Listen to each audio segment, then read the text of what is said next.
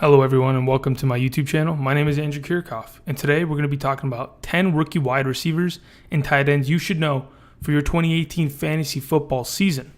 So last week or earlier this week, I created a video talking about rookie running backs and where they should be drafted, where I value them, and what their situations are looking like. I thought I'd follow that up this week with a video on wide receivers, but then I thought, let me just throw the tight ends in there. They're all receivers at the end of the day and see where this goes, right? So I've got 10 rookie wide receivers and tight ends we're going to talk about. Majority of these guys are being drafted really late in drafts, so they're practically sleepers. So not only are you getting information on rookies, you're getting information on deep sleepers that in a league where you're playing with people that don't know these rookies because of name value, then you're going to have the upper hand. So anyway, I want to thank everybody who's subscribed, continues to comment, watch my videos throughout the weeks. I appreciate everyone. If you haven't, please subscribe for more content. I'm putting out at least 2 videos a week. And anyway, let's get right into the 10 rookie wide receivers and tight ends you should know. So number 1, okay. Hey everybody, how's it going? I'm wearing my nice baby blue t-shirt today. I'm looking good. I'm feeling good. Anyway, so number 1, we're going to be talking about Calvin Ridley, right? Okay, so what about Calvin Ridley? What's so special about Calvin Ridley? Well, let's adjust that real quick. Okay, we're good. Sorry about that. All right. So Calvin Ridley was the first wide receiver taken off the board in the April 2018 NFL draft out of the University of Alabama, the Crimson Tide, right? So why is this special? Well, Calvin Ridley was, the number 1 receiver for the Crimson Tide these past 3 seasons, and he's been drafted to the Atlanta Falcons, where he has to compete with the likes of Julio Jones, Mohamed Sanu, and Austin Hooper, I guess, is another receiver. Julio Jones yesterday just signed a deal to bring him. What is this? Okay, anyway. Signed a deal to bring him into training camp, take care of everything like that. So I guess that's okay. But more on Calvin Ridley, right? This coming season, he's most likely going to play in the slot position. Julio and Mohamed Sanu are on either sides and the outside.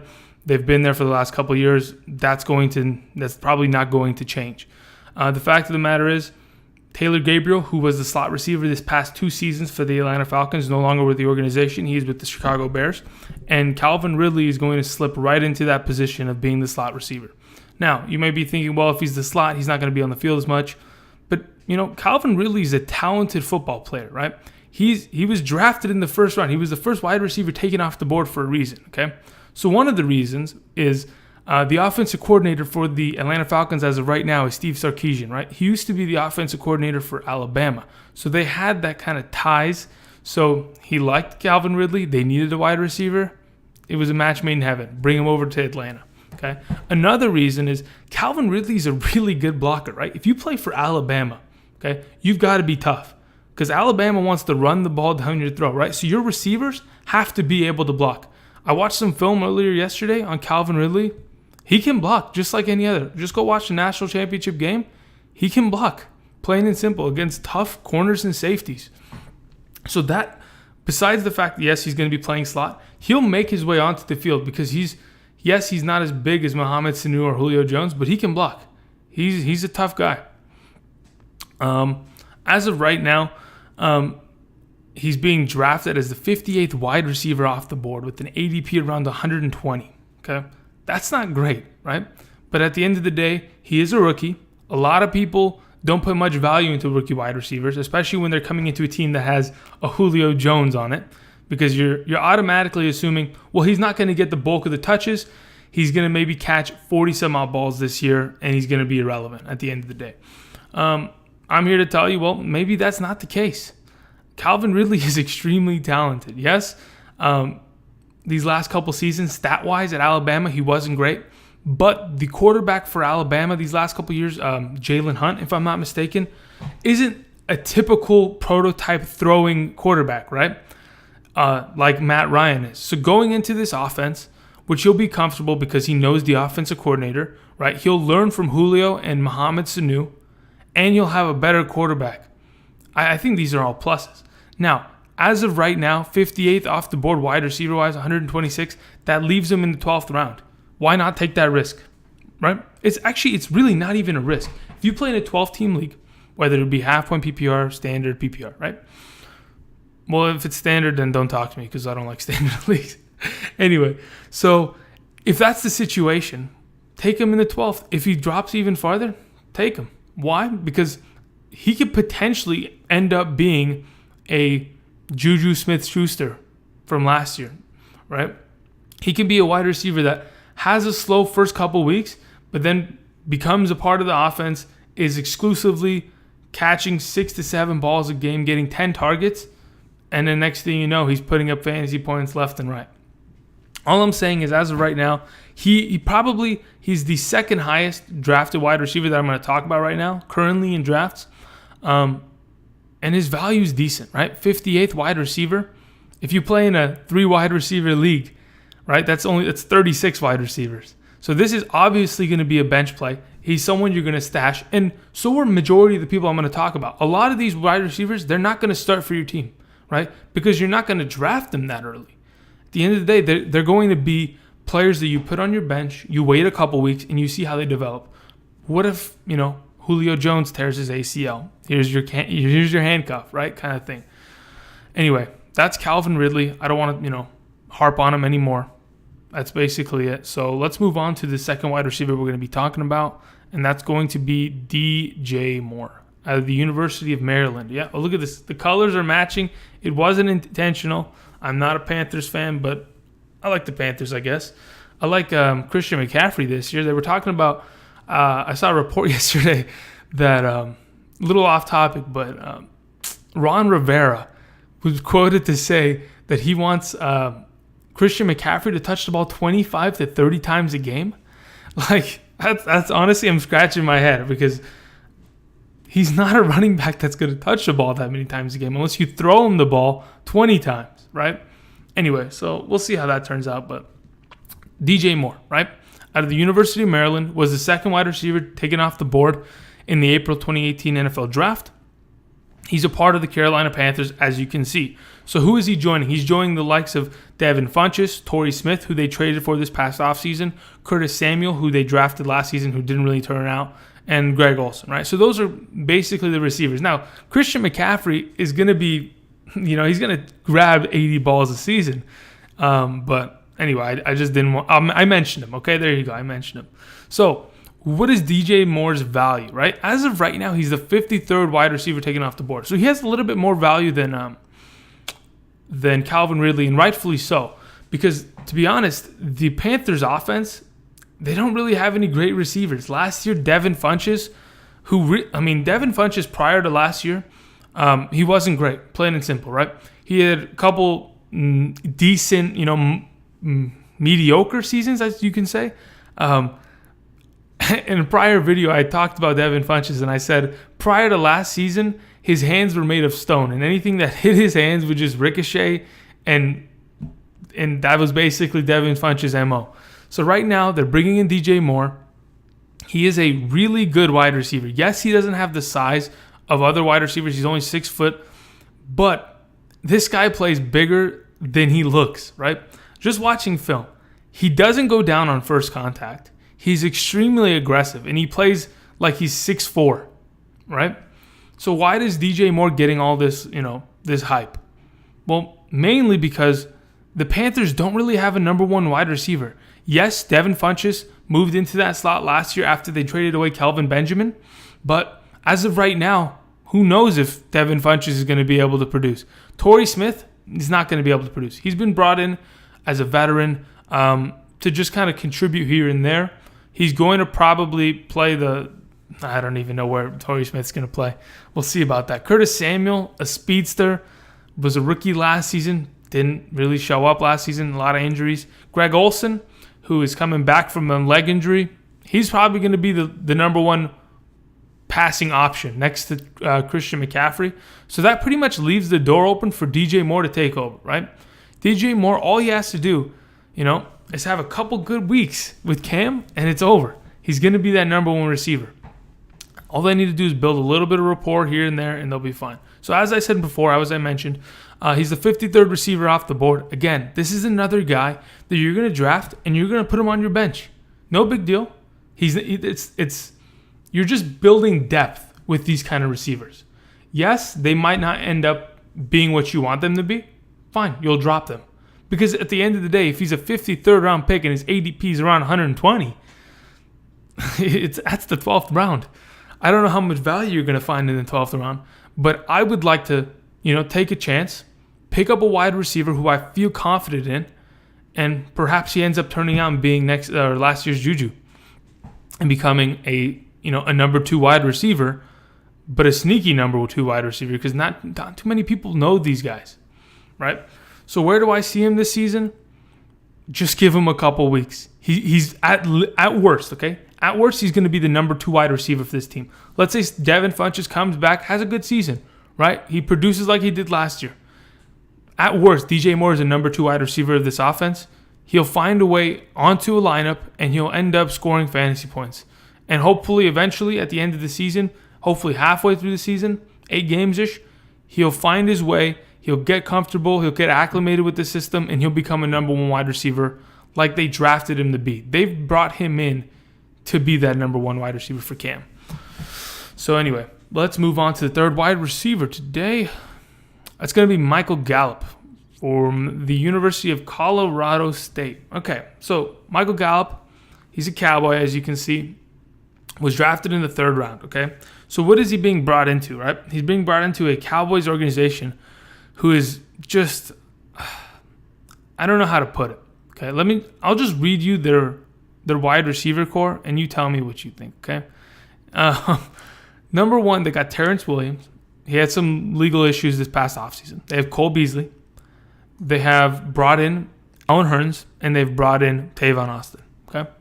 Not a single one of these receivers have ever been a number 1 receiver on an offense, okay? Cole Beasley and Tavon Austin, they're slot receivers, okay? Tavon can, do kick returns. He can carry the ball out of the backfield, which he's done for the Rams these last couple of seasons. But honestly, they're not number 1 receivers. They're slot number 3 receivers at best, okay? Terrence Williams, his entire career, has been a number 2 receiver. Hayden Hurst, his entire career, has been a number 2 receiver, right? Terrence Williams has been behind Dez Bryant his entire career, or while he's been at the Cowboys organization, and Hayden Hurst was always second fiddle to Allen Robinson on the Jaguars. So Michael Gallup's coming into a situation where there really isn't an established number 1 wide receiver. Now people will probably say, "Oh, Allen Hurst is going to win that job. It won't be a big deal." Well, you can't guarantee that. Allen Hurst has had injuries these past couple of seasons with the Jaguars that's kept him out for a majority of the season and kept him unreliable.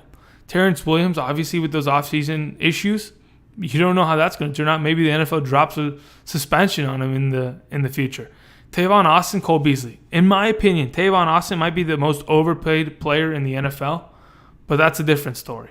Cole Beasley didn't have a great season last year, but if Zeke's back and Dak needs to find a receiver, because there won't be a Jason Witten either, Cole Beasley might be that option. But in my opinion, I think Michael Gallup has a good opportunity this season, right? Michael Gallup's a big receiver too. Yes, he played at Colorado State. I'm not going to mention his stats because honestly, he did some work at Colorado State. He had like 1,400 receiving yards last season, 1,200 a year prior, and a total of 21 touchdowns in the last 2 years. Okay, I mentioned him, right? That's not a big deal. He played in an easier division, but hopefully he can come in and become that number 1 wide receiver. As of right now, he's the 66th wide receiver taken off the board with a little bit of higher ADP than DJ Moore and Calvin Ridley. Again, these receivers are going to go and sit on your bench, and hopefully they'll explode. I like Michael Gallup, perhaps, I don't know, maybe just as much as the 2 prior receivers that I mentioned. Why? Because there isn't an established number 1 wide receiver for this offense. Until we see a preseason game, which is coming in August, so in the next couple weeks, until we see a preseason game where Allen Hurst and Terrence Williams are the number 1 and 2 wide receiver, it's safe to say, there's a chance that Michael Gallup can win that opportunity and win that job as the number 1 wide receiver of this offense. At worst, he's the number 2. Okay, it'll be Hurns, it'll be Gallup, and it'll be Cole Beasley, right? And then they'll switch in Tavon Austin a couple times here and there. But anyway, I like his opportunity. This offense without Des Bryant and Jason Witten, there's a lot of passes to be caught by these young wide receivers, especially Michael Gallup he's going to be the biggest wide receiver on that offense too. So maybe he just fills in that Des Bryant slot and becomes Dak's number one target. You never know. And that being said, what's the problem? I'm looking at his ADP. It's around 140. Okay, what's the problem with taking a guy that late? There's not really a problem. It's a 13th, 14th round kind of guy.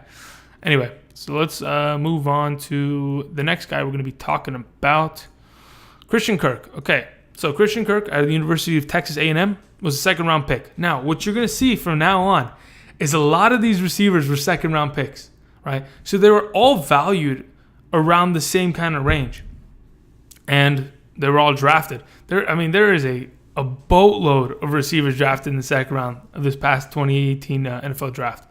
Okay, so what is Christian Kirk walking into? He's walking into a situation where Larry Fitzgerald's been the number one wide receiver for the last 10 plus years, right? And the rest of the receivers on the roster are subpar, right? J.J. Nelson, a slot receiver who's been injured these last couple of seasons, pretty inconsistent. Chad Williams, who's currently the number 2 wide receiver on the latest updated depth chart. I don't even know who Chad Williams is, right?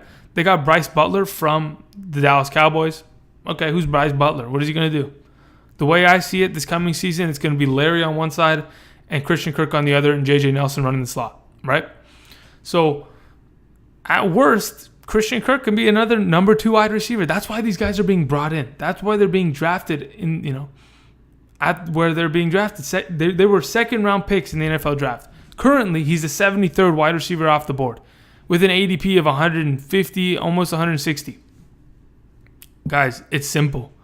These are going to be guys you draft at the end of, let's say, for example, you'll have an entire starting roster. You start building depth on your bench. Just pick up one of these guys. Maybe 2. Take the chance because at worst, they're going to be number 2 receivers.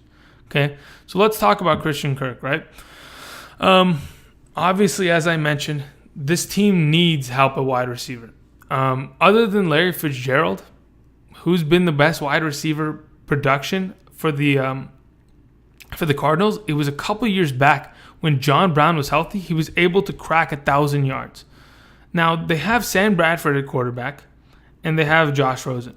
Those are quarterbacks that are pretty good at throwing the ball. They're not going to shy away from throwing the ball. Yes, they have David Johnson. That's probably where their bread and butter is going to be. But I see Christian Kirk being a vital part of this offense.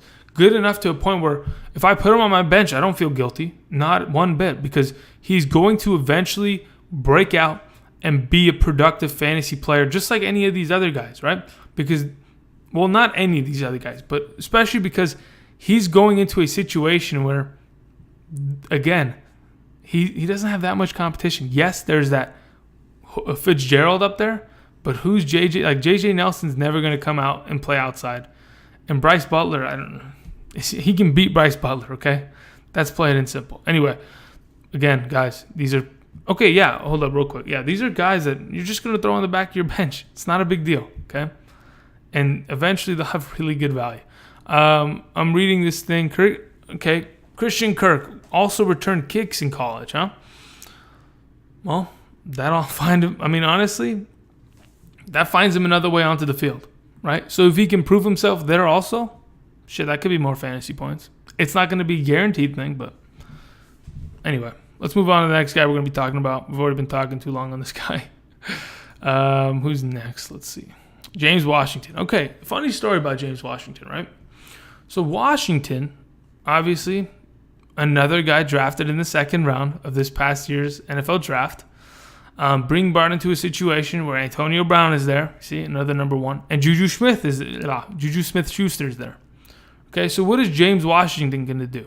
Well, the reports are, as of late, okay, that Juju is going to be moved to the slot position because that's where his comfort lies, right? And they're going to flank James Washington and Antonio Brown as the outside receivers, right? So this gives James Washington like extremely good value. This is actually great news to people who already own James Washington. Right now, he's the 86th receiver taken off the board with an ADP of 180 plus. Okay, guys, this is a no-brainer. Okay, going into a Steelers offense, yes, you have Antonio Brown that's going to have 130 targets. Juju Smith is going to get his, but what if James Washington also shows up and has a really good season? It's possible. Ben Roethlisberger is going to throw for 42, 43, 4,400 yards. He's going to throw upwards of 25 touchdowns this season. Why can't James Washington be a player that benefits from that? I think he can be. He's coming into an offense that's high-powered, and majority of the number one corners are going to be locked up on Antonio Brown, which will give James Washington even a better opportunity to find a way to get open and find a way to catch the ball. Again, 86th wide receiver taken off the board. Oh, man, I got to crack my neck. Sorry about that. This is great value. Again, these are wide receivers that aren't being drafted high that could end up being, fantasy producers by the end of the year. Yes, they don't have to produce in the first 5 weeks. You're not drafting them to do that, right? You're not drafting these guys in the 6th round. You're drafting them in the 12th, 13th, 14th, 15th round because okay, I can afford to take these guys, leave them on my bench, and eventually, if they're in a good matchup, they've been producing decently, and they have the good amount of targets so I can trust them with opportunities, then you can go and start starting these players. But at the end of the day, they're rookies, right? They're being brought into these situations. They're second-round picks for a reason because they need the help and they trust in their talent. Anyway, let's move on. James Washington, I'm telling you, sneaky wide receiver. A lot of people don't talk about him, but at least you know now. Okay, Courtland Sutton, okay? Another wide receiver nobody talks about, okay? Out of SMU, right? Southern Methodist University, was drafted in the 2nd round. There's another one. I'm telling you, I didn't even realize that the 2nd round in the NFL draft last season was just wide receiver after tight ends. Anyway, so what is he being brought into? He's being brought into an offense where Demaryius Thomas and Emmanuel Sanders have been the number 1 and 2 wide receivers for the last couple seasons. And Emmanuel Sanders wasn't healthy much last season, so they're bringing in a little bit of insurance just in case one of these wide receivers, end up falling down, getting injured. They brought in Case Keenum, which will definitely help Courtland, but here's the thing, right? I think they're bringing in Sutton to take the job of Demaryius Thomas, right? Just looking off their builds, right? Sutton is a 6'3" receiver, big-bodied, strong kid, had 22 touchdowns in the last 2 seasons in college. Yes, he didn't play. Okay, he played for SMU, right? He's not playing in the SEC. He's not playing against number 1 corners, right? But he's brought into an offense that needs receivers, right? The Denver Broncos don't use tight ends, right? And that's not a big deal because Case Keenum doesn't really use tight ends, right? He had Kyle Rudolph last year, didn't really, light it up as he should have. But he likes wide receivers, right?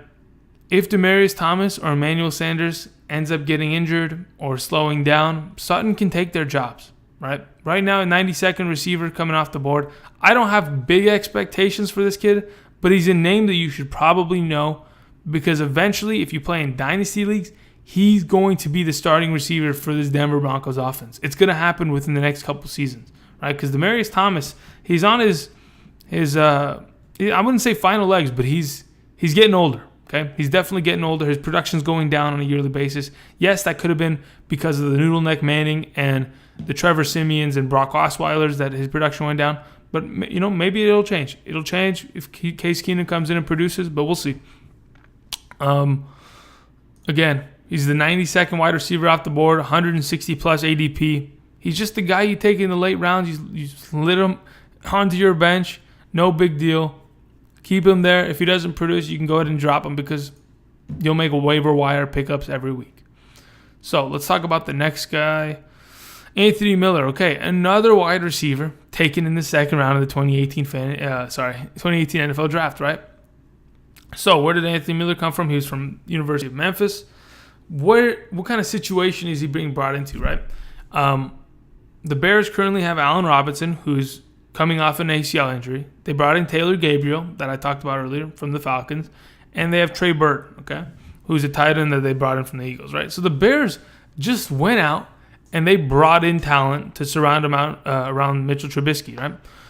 They also brought in Anthony Miller, who's a good wide receiver, to help out Trubisky, right? So as of right now, the way I see it, Allen Robinson will be the number one wide receiver, and Anthony Miller is going to be flanked on the other side of him as the number two, while Gabriel plays the slot, which he's comfortable with, and Trey Burton obviously is the tight end. So Anthony Miller this coming season is going to be a starting wide receiver. You can't tell me that Kevin White is going to win that job. You can't. If you can look me in the eyes, like really look me in the eyes and tell me Kevin White is healthy, then I don't know what kind of drugs you're doing, but I need some. Okay? So as of right now, he's the 65th receiver off the board. Now, this is way higher than the last couple that we've talked about, right? That's because, again, he is probably going to be a starting wide receiver. And if Trubisky develops like we expect him to, if he makes those improvements in year two like we expect him to, then Anthony Miller can be a vital part of this offense and eventually have fantasy value after the first couple weeks. I don't put stock into rookie wide receivers having really good week ones because it takes a while, right? These guys are brought in after 3 years of probably being starters at their college. They're being brought in and being thrown right into the fire. Let's see, who did the Bears play week one? I'm curious. I don't know why. Bears 2018 schedule. Let's see this. Okay, that's preseason. They play the Packers in week one. That's not a big deal. Okay, no problem. I was going to say the Packer corners are going to... No. If he was playing the Jaguars, I'd have a little bit of, A.J. Boye on him or Ramsey. You'd have a little bit of an issue. But, he could score against the Packers. That wouldn't be out of the ordinary. Anyway, again, he's a wide receiver that's going to start. He's going to have fantasy value. And if he's being drafted a little bit higher than the last couple guys I talked about. He's just around the range of after DJ Moore and Calvin Ridley, and a little bit before Michael Gallup. Okay, that's where his range currently is. Okay, and you never know. What if Allen Robinson comes back and he's not 100% healthy? He's still rehabbing, right? Anthony Miller could potentially be the number one receiver of this offense, just off of just injuries and unfortunate scenarios. It's possible, guys. Okay, so let's talk about the next guy that we're going to go over, Dante Pettis, out of the University of Washington. Okay, so Pettis, right? Another wide receiver drafted in the second round of the NFL draft this past April. He's being brought into a Shanahan offense where there's Pierre Garçon, Marcus Goodwin, George Kittle. Those are like the best three receivers, right? I bring in tight ends because we're going to talk about tight ends a little bit later. But anyway, so Pettis obviously brought into a Shanahan offense. Shanahan offense are 100% wide receiver friendly. Okay, the last time, honestly, this past season it didn't really work out because they didn't have Garoppolo until way farther in the season. Pierre Garçon got injured early. They had Brian Hoyer starting in the beginning of the season for the 49ers. It's going to be completely different this year. Again, with the guy being the 91st receiver off the board with an ADP of 200 plus, this is another guy you'd take in the last couple rounds of your draft, right? You throw him, you slot him in there, and you wait a couple weeks. You never know. Pierre Garçon's getting older. Marcus Goodwin's, let's not talk shit about Marcus Goodwin. He's actually young, and he's got some speed. So you never know. Dante Pettis comes in, plays a little bit of slot, maybe plays the outside while Garçon plays the slot. He could have value. Jimmy GQ Garoppolo is going to have a pretty good fantasy season. He's being drafted pretty high. The way I see Pettis, he's probably not going to be like a breakout wide receiver, but he could have value, right? I'm not going to say, oh my God, Pettis is the next coming of Juju Smith, but you never know. I just want to make you guys all aware of where these guys are at, what their situations are, why you should draft them late, because it's not going to hurt you that much, right? You're only going to draft two of these. Let's say, for example, worst case scenario, you draft one of these wide receivers, okay? You draft one of them, and eventually, either they go off and they become really good wide receivers, or they're bums, and you just drop them and you pick up another running back or tight end. on a bye week or something, you know? Anyway, so let's move on from Pettis. Let's go to the first tight end we're going to be talking about. I'm only talking about 2 tight ends today. The first one being Hayden Hurst, right? Hayden Hurst out of the University of South Carolina was drafted in the first round to most likely be the starting tight end of this offense, okay? It's not even close, okay? He's being brought into an offense, right, where it's a total makeover. They brought in Michael Crabtree, they brought in John Brown, they brought in Willie Snead, and they brought in Hayden Hurst, right? Those are 4 new receivers for Joe Flacco. Obviously, Joe Flacco was a bum last year. He can maybe turn it around. You know, a lot of the times when quarterbacks get the future quarterback drafted and brought into the team, so like let's say, for example, Joe Flacco's sitting there, he's feeling all high and mighty, he's looking at his Super Bowl ring, he's looking at the Super Bowl highlights, he's feeling good. He's like, yeah, you know, I'm still a good quarterback. They drafted the kid out of Louisville. Oh my God, I cannot believe I'm going to forget this guy. Lamar Jackson. And then Joe Flacco starts to sweat a little bit. Maybe I got to produce. Maybe I should, I got to work harder. Well, they've surrounded him with pretty good weapons, okay? Now, Hayden Hurst, let's get back on the topic, okay? The last couple of years, right, the Baltimore Ravens have had pretty good tight ends, right? They've had Ben Watson last season. The year prior, they had Dennis Pitta, who was, bar none, Joe Flacco's favorite receiver. And they had Crockett Gilmore the year prior when Dennis Pitta had, dislocated his hip for the 8th time or some shit like that, okay? The Baltimore Ravens like throwing the ball to the tight end, right? Joe Flacco likes throwing the ball to the tight end position. Now, that's what Hayden Hurst is going to be, right? As of right now, he's the 26th tight end off of the board. I mean, you got to be kidding me, right? Who's drafting this guy this late? He is going to be a productive guy, right? Let's put this in perspective, okay? A couple years back when they had Kyle Juszczyk, right, on the Baltimore Ravens, he's a fullback / tight end kind of player. They used him in the passing game a lot. He was able to block, right, which Hayden Hurst 100% can do. Go watch film. Hayden Hurst is a load to take care of. He is going to run you over in the running game, right? That's why they drafted him so early. He's going to block you and he's going to catch balls, right? That's plain and simple, okay? They used Kyle Juszczyk a couple years back to block in the backfield and to come out and catch a couple passes, right? He had 40 some odd receptions. Why can't Hayden Hurst? Why can't Hayden Hurst be that that part of the offense? Ben Watson last season, okay? Ben Watson been in the league for 14 years, if I'm not mistaken, had almost 600 yards receiving last year, okay? Dennis Pitta, who had 6 season-ending injuries, the last time he played with Flacco, almost had 800 receiving yards. Guys, it's plain and simple. Hayden Hurst is going to be great, okay? In a prior video, I may have said, I don't want to touch him, but I've looked into it. I'm beginning to feel the confidence. I'm beginning to feel it. I know it in my soul of souls. I'm getting loud. Turn down the volume. Okay, anyway.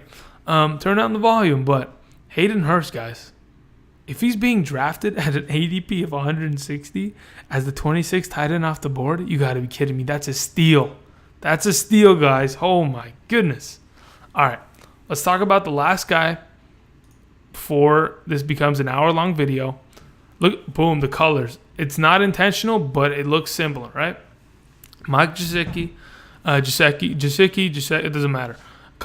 In a video back, right, when I did the AFC East fantasy preview, I compared his last name to Wiki, right, which is the last name of the guy from Transformers, of Shia LaBeouf's character. Anyway, Mike Gesicki, right, being brought into the Dolphins organization. Gesicki was a second-round pick. Look at that. I'm telling you, these guys, they're drafted early. They're going to have value, guys. They're being brought in for a reason, okay? So he's going into a situation where there are no other, Julius Thomas is no longer with the organization, and there's no other value, okay? Obviously, they have Kenny Stills, Devontae Parker, Amendola, but Mike Gesicki is going to be the starting tight end, plain and simple, right? In college, he was mainly used as a red zone threat because he's 6'6", and he's a pretty good, receiver at the end of the day. So, obviously, he played for Penn State. They gave the ball to Saquon when they got to the red zone, right? But other than that, Gesicki had, if I'm not mistaken, 8 to 9 touchdowns last season. Pretty good numbers. As of right now, he's the 25th tight end taken off. Wait. He's coming off the board earlier than Hayden Hurst. This is a crime, okay? This is a crime against humanity and all fantasy players.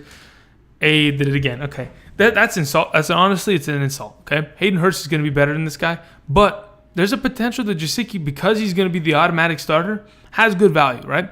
I looked back into Ryan Tannehill's his heydays when he was healthy and he was playing full seasons. He didn't really use the tight end position that much, right? I'm not going to talk about last season because that was majority of Jay Cutler's mess. So in the years that, so in 2016 and 2015, right? In 2016, Ryan Tannehill used Deion Sims, had almost 300 receiving yards, nothing much. In 2015, he had Jordan Cameron, who I haven't heard Jordan Cameron's name since I played Madden in like 2015, right? He was pretty decent. He had like an elite card, I think. But and Jordan Cameron didn't really have that many good, he had like 400 yards receiving, right? So from the prior knowledge of Ryan Tannehill and his tight ends, he really hasn't used his tight ends in the past. There's a chance he does it right now. The way I see it, Gesicki being in a 160, ADP, the way I see it, why not grab this guy as your second tight end? Make sure he doesn't have the same bye week. Let's say, for example, right? If you listen to me and you draft the way I'm telling you, you draft the top 5 tight end, or you draft Kyle Rudolph. Go watch my Kyle Rudolph video. I'm telling you, it's fantastic, okay? Take Mike Gesicki, throw him on your bench, and then eventually, if he doesn't end up producing, drop him and go pick up some other bum. Pick up Ben Watson off the waivers because he'll be there. Anyway, that's basically it, guys. We've been talking for about 37 minutes. I think I got all my my fantasy knowledge out of my system. I want to thank everybody for watching. Again, I really appreciate all the support, all the likes, all the comments, and you're continuously you're watching my videos, you're sharing, you're liking. I appreciate that. And there's nothing more I can ask of you guys. I hope you like all the content I'm bringing out. Again, there will be another video this coming week, probably within the next couple days. We'll probably be, I don't know, but we'll see what it ends up being. I don't think I'm going to talk about rookie quarterbacks because, a lot of them aren't going to start. Like Lamar Jackson is going to be the backup. Baker Mayfield is going to be the backup. Josh Rosen is going to be the backup. Darnold and Allen will probably end up being the starters early, but are they really going to have value? If you play in a super flex, good luck. Anyway, thanks for watching, everybody. I really appreciate it. Look into my eyes and tell me Kevin White's going to be healthy. It's not going to happen. Anyway, I'll see you guys later. Peace.